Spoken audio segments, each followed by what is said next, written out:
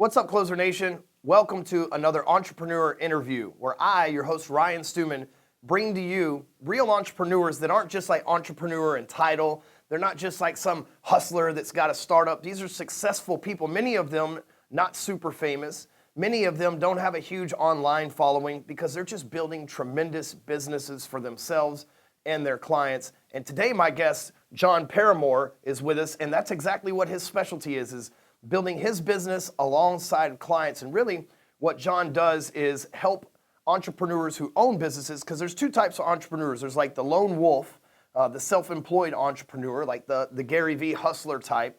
And then there's the entrepreneur that started their own business and has grown and scaled and worked their way up to CEO, investor, and everything else.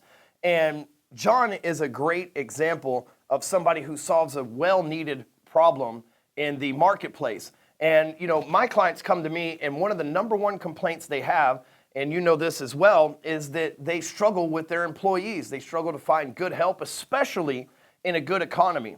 An economy right now, the people who don't have a job are really the bottom feeders. And if you don't have a job right now, no offense, but you really need to think about that, because it's probably one of the most, it's definitely the most prosperous time to have a job in my lifetime on this planet. And so a lot of people right now are trying to find people who are jobless, but this isn't the same economy that it was 5 years ago when a lot of people were unemployed and there was talent everywhere. So employers and entrepreneurs, business owners, they're really facing a problem right now, which my man here, Jon Paramore, solves. What's up, dude? Glad to have you here. How you doing?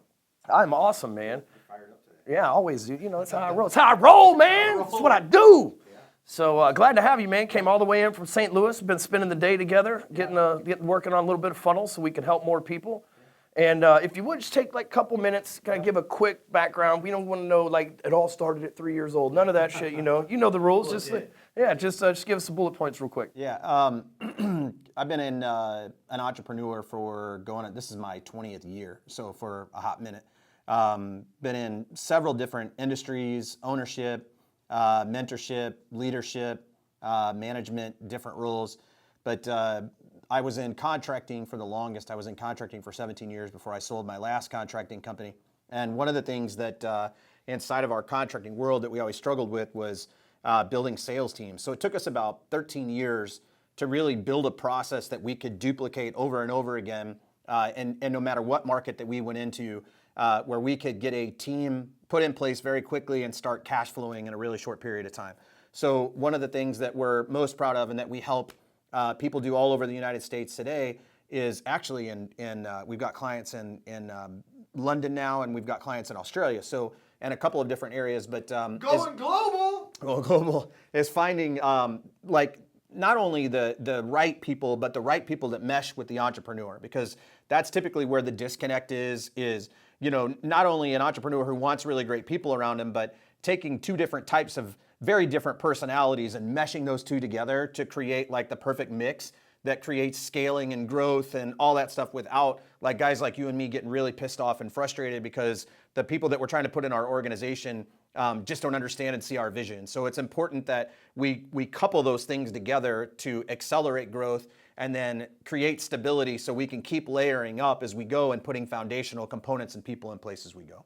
So that's kind of the long, short version of what we do. Why would you say, and there's lots of good valid points and problems in the marketplace that you address there, but what would you say one of the top reasons that employers struggle to get their employees to really catch their vision and all that? You know, like one of the biggest things is like my employees just don't understand. They just don't get it. They're not doing their thing and they're requiring this. Like we hear that all the time. What do you think the disconnect? It's got to be communication or something. Yeah, well, it's a combination of a couple things. It's definitely communication, but I think sometimes we as employers, and I was very guilty of this, didn't take enough time to thoroughly explain what my vision was. Like I think sometimes we go out and we grab a person from the marketplace, we bring them into our organization, we try to indoctrinate them into the culture, but we don't really explain the long-term vision. And so what happens is we kind of expect them to get it. Yeah, that's exactly right. Like you're an idiot, pick it up. That's right. Like I hired you to do a specific thing, come in and do this specific thing. I don't need you to understand the long term. I just need you to do this thing. And the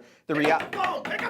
That's right. But the reality is, when we slow down and we give them clarity about what it is that we're actually trying to build, it's amazing how fast they're like, damn, Like I always wanted to be a part of something like that, right? And so I think, especially early on in the hiring process, if that's not made clear to the person you're trying to bring in your organization, then what happens is you accidentally make a wrong hire and you bring somebody in who's like, wow, once I came into Ryan's world or whoever's world, I wasn't feeling the shit that he was putting down. I wanted something a little bit different, so I stayed for a little while because I liked the paycheck. But then when I felt like I was really detached from fulfillment, I was like out.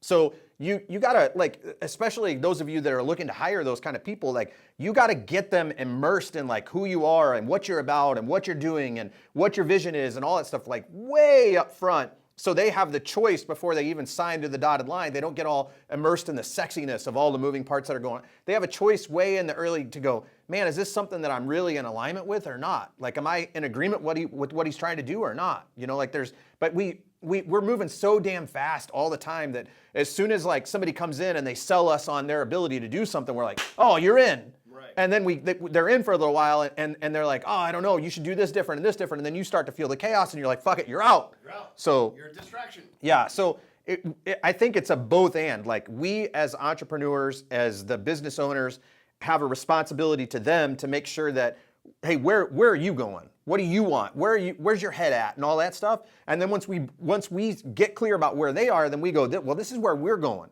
How do you feel about that? You want to be a part of this or not? And give them the opportunity to like decide in or out, as opposed to like selling them some position and then them selling us on the ability that they could do it. Like, let's slow down a little bit and really get connected and see if it's like a fit. Can we build together? You know, just a little side thing here. When Jon talks, I'm looking at Jon.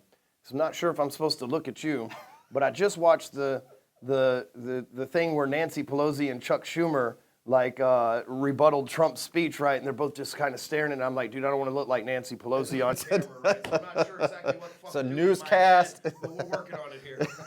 Right? I think one of the biggest mistakes too, and I'm speaking from personal experience, right? Because I mean, I don't have an MBA from some business school. I just have done this shit and failed enough times to go, oh, that hurt, don't do that again, right?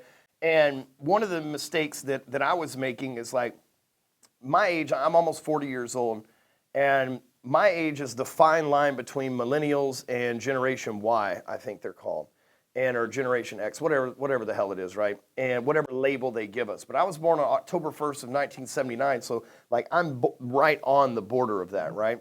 And for me, I resonate with the older school more than I do the younger school. It's like, if I'm giving you a paycheck, I expect you to do a job, you know? And nowadays, that's not how the younger these days can be 45 and below, because we might live to be 150. So the presupposition of, you know, you're young in your 20s, like you're still like a baby in your 20s, because we might live to be 150 years old.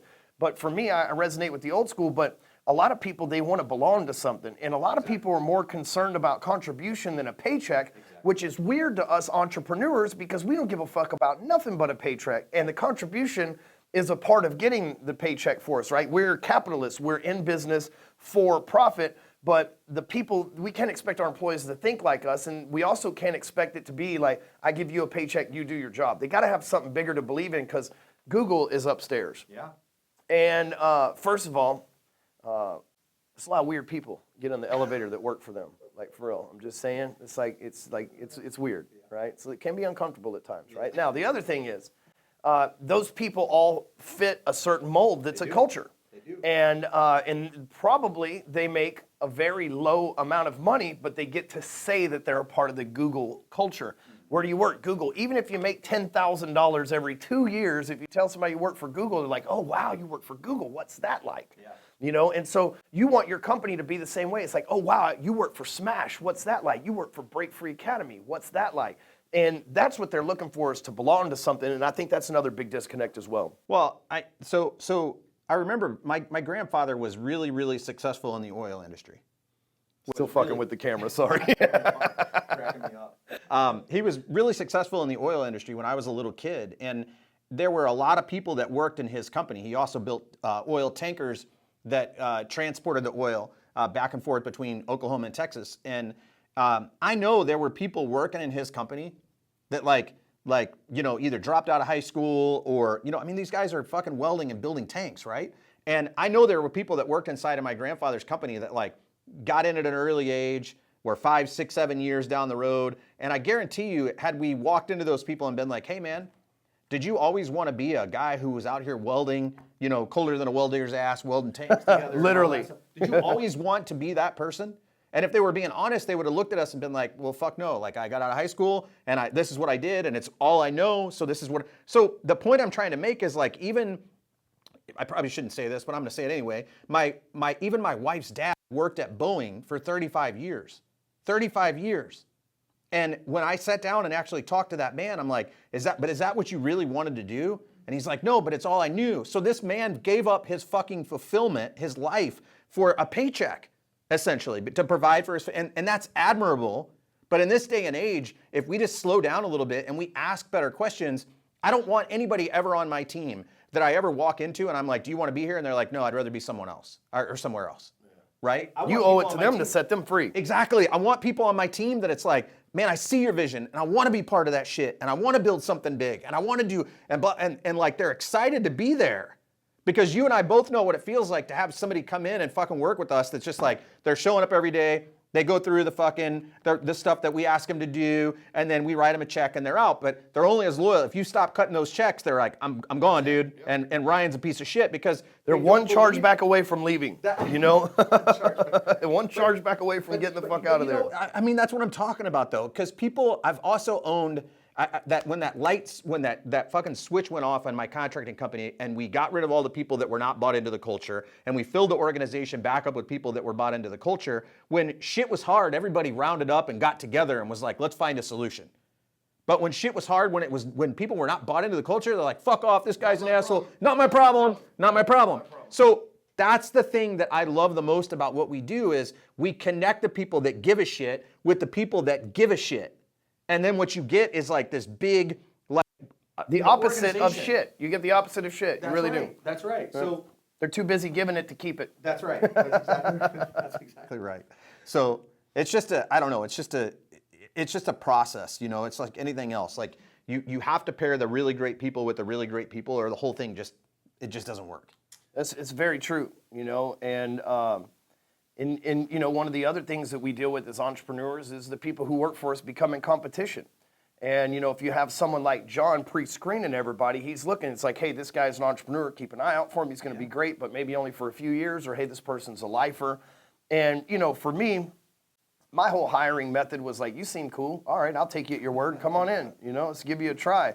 And I pissed a lot of people off over the years because of that, because I didn't know, I didn't know what questions to ask them and shit like that because, you know, for me, I've never applied for a job. I take that back. I applied for one job my entire life, and I was always recruited into jobs, right? I worked at a car wash. Somebody recruited me into mortgage. Then somebody offered me a better mortgage job. And then, you know, when I got out of prison, I had to apply for a mortgage job, but that was it. Then I don't have a boss now. You know, I was recruited into selling cars. And you know, so I didn't know how to hire people because every time I stepped on a job interview, they're like, cool, you start. Like I didn't do interviews, you know what I mean? And so therefore I had zero experience. I've never been turned down for a job. So I take that back, I've been turned down for one job. But I've never had a lot of experiences that business owners have had to get where they're at.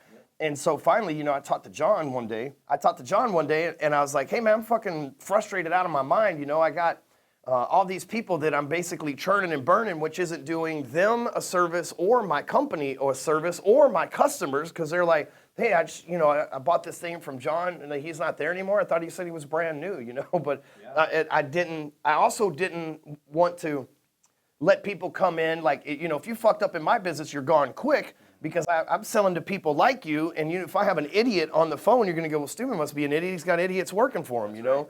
And so I reached out to Jon, and he's helped me find a sales manager and is helping me fill some other positions as well. And it's been a game changer for me because they do know what questions to ask, which I'll let you talk about that in a minute. But it makes my life easier because instead of trusting the person walking through the door applying for the job, I trust Jon. And I trust your judgment because you know and you have the experience. So what are some of those things that you guys do that allows you to really vet somebody to keep the dumbasses from showing up? I mean, I tell you what, man, it's like, you can't take somebody through that process in depth enough. Like you can't overly vet somebody. Like, and I think that the thing that we really even got clear about before we started helping other people with it is it's like we had to make a list of what we wanted that person to look like. What traits did we want them to have? Customer, the perfect employee. Yes. What skills do we want them to have? How do we want them to show up? What were their mannerisms? Like this day and age, it's really cool because you can look at social media and some of those other things and see how they just show up, right? And so we take all of that and we build essentially a profile or a candidate pool or a process that we're looking for, and then we start to begin to mesh those things together. And that process alone starts to dramatically decrease the possibility of somebody just having a mediocre resume that slips through the cracks, then all of a sudden ends up on your desk and you interview them, and then you're several hours down the road of interviews and you're frustrated, and finally you're like, fuck it, the next person that walks through the door that smells good, I'm hiring them. You get decision fatigue. That's exactly I've said right. no so many times, I gotta say yes to somebody or I'm gonna be in trouble. Yes, yeah. So the difference is in our world is we do all the heavy lifting. Like my team goes through 1,200 resumes in a day. Somebody like you doesn't have the ability, not only do you not have the ability because you're doing so much other shit. I can't read that fast. Desire, right? Yeah, and I can't read that fast. I can't read that fast. So there's that, and then we run them through personality profiles, skill assessments, things of that. So we've made it a science. In other words, all the stuff you're supposed to do that no one tells us about until you figure it out like you have, right? That's exactly right, man. And it's just because, like I said, we got so frustrated running a multi-million-dollar company with the rate of turnover, and we were like, God, are we shitty leaders? And so we went through and had some coaching done to help our leadership capacity. Then we kept having turnover. We're like, we are shitty hirers. That's what we are. We're shitty interviewers. We're shitty hirers. So we took years and just mapped this shit out. And then we turned over our entire team one year using the process that we developed. And then bang, everything just clicked and came alive. And we're like, holy shit. So we knew that was something that we had. And when I sold my last contracting company, we knew we needed to bring it to market and start teaching other people and showing other people how to do this exact same thing. And here we are. So. Well, that's one thing I really like about you, and we've known each other for probably 4 years, Yeah. when you say somewhere around there. 4 or 5 years,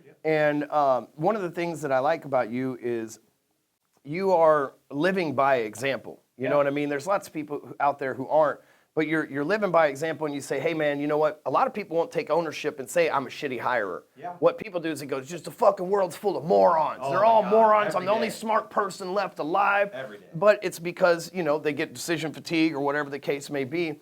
And you see the problem out there in the marketplace and you authentically handle it. You say, okay, so it's us, so how can we get better at it? And then you get to a point where you're really good at it and you go, well, shit, I really have a passion to help other people because if this frustrated the shit out of me and drove me crazy in my business. Yeah, because your story is like you were almost to the point where you were like, fuck it, I'm just gonna kill myself. Yeah, I'm out. Yeah. And been there, and we've all been there. Like as a business owner, if you haven't thought about ending either your business or your life yet, just wait. The shit's gonna get hectic at some point. Wait till you get your first lawsuit, right? Wait till you get your first top C-level employee that goes and creates a serious competition against your business. Wait till you get a customer that gets pissed off and fucking runs through all your customers and tries to make them toxic. Like at some point, wait till you have to file bankruptcy on some shit that didn't work out. Like at some point, you're gonna get in that drama and you're gonna be like, well, fuck dude, this is just not worth it. You know what I mean? And really what that is, the force of average testing you to see how bad you want what's on the other side of that, but a lot of people don't want it that bad. And what I like about you is you face that shit and you said, hey, if I'm gonna come back from this, I've gotta get better at it. And then you also say, well, dude, we've mastered this in our business, like, people need this. Yeah. I know I need it. I know that the people that I've plugged you into and the referrals that you've got from our circle say the same thing, man, I needed this, because you don't know what you don't know. But, right next door to my company here, this is Break Free Academy headquarters. Right next door to Break Free Academy headquarters is a staffing place. Mm-hmm. I can't make this up. I walk over there. There's nobody over there. First of all, and I see the people that walk through their door, I'm not hiring any of them anyway. But when I first moved in here, I walked over there and I said, hey man, I need 3 or 4 salespeople and a personal assistant. And literally the dude that was working for the recruiting place said, well, fuck it, I'll quit and come work for you. And he's a nice guy, but he definitely wasn't a fit either, you know what I mean? But I have access to an average recruiter here, but they ain't doing what you're doing. Yeah. You know what I mean? And listen, there's nothing that we're doing that I would label as complicated. Like my whole philosophy is simplify everything, right? Like make it as easy as possible. And that doesn't always mean that it doesn't take work. It just means why fucking fight harder than you really have to fight when there's an actual process that's proven. We've hired and helped train over 1,200 people at this point. So the process has been vetted. It's been through the test of time. We know that it works. It's not going anywhere. And it's simply put in place to simplify. I mean, how many people do you think we could walk through this building and sit down with people that are owners in this building alone and be like, tell us about your hiring process. And we're going to find at least a few people that are like, it sucks, it's terrible. It's Google's going to be like, we like them weird. The weirder, the better. Fucking Google. So, but that's exactly why we build and do exactly what we're doing, because there's no reason to fight over trying to put really great people in your organization. There's no reason to complicate that. It's a scientific process. If you follow the rules and you stay within the guidelines, you're going to find the people you need. But not everybody wants to do that. So, and a lot of us, you know, like for me, I cheer for the underdogs. I see like a little bit of awesomeness in you, and I wish that you were all awesome. But a lot of people, that little bit's all they got. Yeah. You know what I mean? Like for me, I was recruited from working at a car wash to within 2 years making almost $1 million a year. So I feel like I was at the pound and they were about to euthanize me, and then someone came in and rescued me, and they live in a mansion. You know what I mean? And I feel like that's what happened to me. So I want to rescue some pound puppies too. You know what I mean? Which is why I removed myself from the whole fucking hiring decision, because, you know, I've rescued a lot of pound puppies and they end up biting you. You know what I mean? Or they end up running off because they want to be wild or whatever the case. So it is a science that you guys have, man. And I think if you don't come, which a lot of us entrepreneurs don't, but if you don't come from a super corporate background, then you don't know what the simple skills are. And there's really nothing on this world that's complicated. There's air, water, sunlight, a little sand, some dirt, some trees and shit. It's not like complicated. Like all the complicated shit came from humans. Right. Rocket science and algebra and all that shit came from humans. We made it complicated, which is what we technically tend to do as a species, right? But really, we always say keeping it simple sells, right? And keeping it simplified will also allow you to grow and scale the hiring portion of your business. So simple's always the solution, in my opinion. It's a big motto of mine, too. So for the entrepreneurs, the business owners that are out there watching this, like what kind of companies do you hire from? Yeah, so basically any company that has a sales team at their core, that relies on a sales team to generate the majority of the revenue inside of the organization. So I don't really give a shit if it's the home services industry is huge for us. And I think one of the great things about the home service industry is we can go find the diamonds in the rough that they wouldn't normally find. We can go find green guys that have the skill and the talent, just need a little bit of training, but the core basics are already there, and we can go find people and plug them into a company. And we've done it several times where somebody with no familiarity with the industry that we've hired them for comes in their first year $1 million plus producer. And it's just because we know what we're looking for. But home services is big. You know, there's the coaching industry is big for us. We were talking about the mortgage industry a little bit earlier. I mean, there's just several different solar, you know, things like that. But if the organization relies on salespeople to really drive the revenue, that's our bread and butter. And it doesn't just have to be salespeople. Sort of say you're not just limited to salespeople either, because you hired a sales manager and have some other positions that you're looking for. Operations, CEOs, I mean, we've staffed all that. But it still needs to be a sales-driven organization. Exactly. Right, gotcha. That's the ones we really enjoy. Yeah. And really, if you're in business and you don't rely on sales, I mean, where are you getting your money from? VCs in San Francisco? Yeah. You know, like that's the only kind of businesses I know that don't make money with sales. You're playing, what is it, PlayStation on YouTube, and kids are watching you play? You're making some kind of sales. That's true. You're making some kind of sales. So how can the folks get a hold of you? So like, okay, I've got this problem. Obviously, Stewman can admit that he's got the problem. Yep. I've got the problem too. Paramore seems like to be the answer. How do they hook up with you? Just go to our website, thesmashco.com, thesmashco.com. That's the easiest way to get a hold of us. You can look me up on social media. You can follow our business on social media too. We're Smash on social media, at thesmashco.com, or at the Smashco, I guess, on Facebook. But that's the easiest way to do it, man. I mean, just go to the website, put some information in. Somebody from my office will call you and set you up and get you going. So. Gotcha. So you flew here today? Yeah. How you get on the plane with them guns, man? I know, man. I know. Some lethal weapons right there, ladies and gentlemen. We're swollen from all the lunch with it, too. Anything else you want to add before we get out of here, man?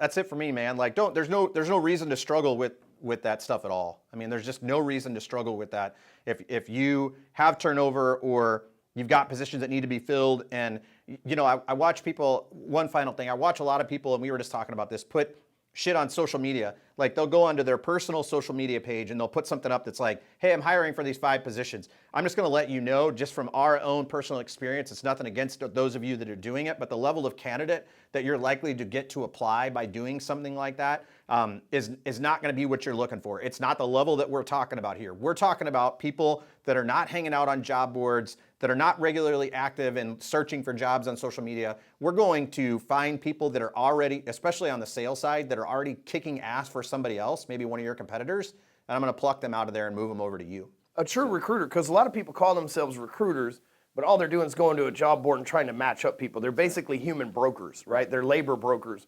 A recruiter is somebody who, you know, if you own roofing company A and roofing company B is the competition, a recruiter goes in and builds a relationship with roofing company B so you can get some reps to go over to A. And then that keeps kind of company A out of trouble too, because they don't have direct access to recruiting other employees. It's like, hey man, they just came over here.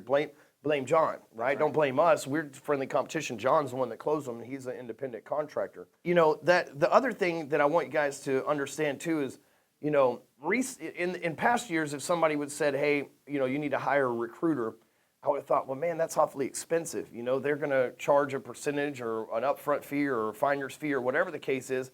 But I can tell you now that I've been in business for you know, Hardcore Closer's been in business for 12 years. I've been self-employed since 2012. So it's been around for 8 years and some change. Actually, it'll be 8 years tomorrow, as a matter of fact. And so, you know, before that, I had some other companies too. And I looked at recruiting as something that's expensive, but now that I've had a lot of turnover and been running this company for a long time, I noticed that it's better to pay you. Let's say that your fee is even $100,000, and I get one employee that sticks with me for the next 10 years and puts millions of dollars towards my bottom line, which your fee is not $100,000, obviously. No. I'm just saying worst case scenario, but puts millions of dollars towards my bottom line. On top of, like, millions of dollars on top of their salary. So like they don't even cost me anything. Then the idea of an employee is to make you money anyway. Then I look at it that way versus having to take the time to hire, fire, train, hire, fire, train, hire, fire, train, like over and over again. If I do that, one person putting them in place and letting them roll for 10 years is worth it, even if it is $100,000 versus the time that I'm going to have to train 10 more motherfuckers over that same period of time because they're quitting every year because I don't have the right person in there. I just have somebody who's good enough, not great. Yeah, and most people don't even track that. Most people don't even track the I'm a big picture guy, you know. I know it. But most people don't track the cost of acquiring a really great employee and then investing the time to training them and then have them quit later on down the road. And all of that process, yes, you may have made some money on them, but what is the cost of putting that much time into them? And like you said, maybe they leave and go start another business. Like the whole point to what we do is we guarantee them. We know that we're so confident in the process that we use, we guarantee them.